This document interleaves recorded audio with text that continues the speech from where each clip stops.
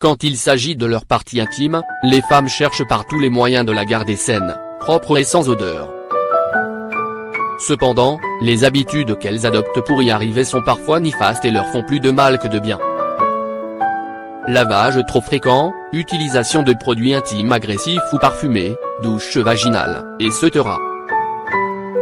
Favorise la sécheresse vaginale et perturbe la flore naturelle responsable de la protection de cette partie délicate. D'ailleurs, même quand il s'agit de rapports sexuels, certaines femmes adoptent une habitude néfaste, qu'elles croient capables de les protéger des infections. Découvrez laquelle. Pour qu'un rapport sexuel soit sans danger aussi bien pour l'homme que pour la femme, il faut que les deux ne soient pas contaminés par un virus ou une infection qui risque de se transmettre à l'autre et qu'ils aient une bonne hygiène intime. D'ailleurs, plusieurs femmes pensent que pour se protéger des infections, elles devraient uriner avant d'avoir un rapport sexuel. Qu'en est-il réellement de cette pratique? Uriner avant un rapport sexuel, oui ou non? D'après Dr.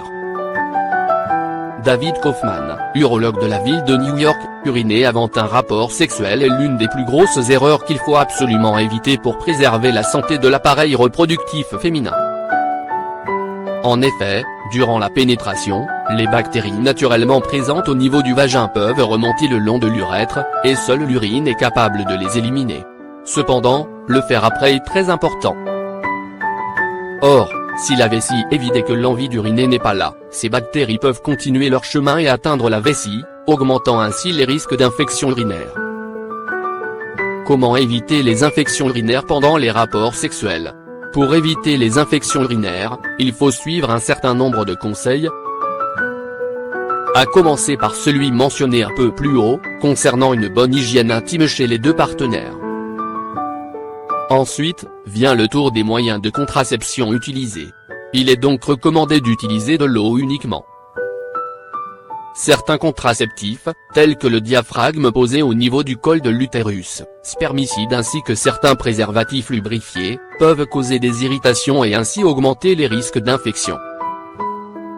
Il faut donc choisir des préservatifs non lubrifiés, et en cas de pénétration difficile, utiliser un lubrifiant naturel, doux et sans parfum. De plus, boire suffisamment d'eau en journée est également recommandé pour assurer un niveau d'hydratation adéquat et permettre une meilleure élimination des déchets et des agents pathogènes à travers une production plus abondante d'urine. D'ailleurs, quand l'envie de celle-ci se fait sentir, il est vivement recommandé de répondre le plus tôt possible à cet appel de la nature, afin d'éviter que les germes de l'urine ne contaminent le conduit urinaire, provoquant ainsi une infection.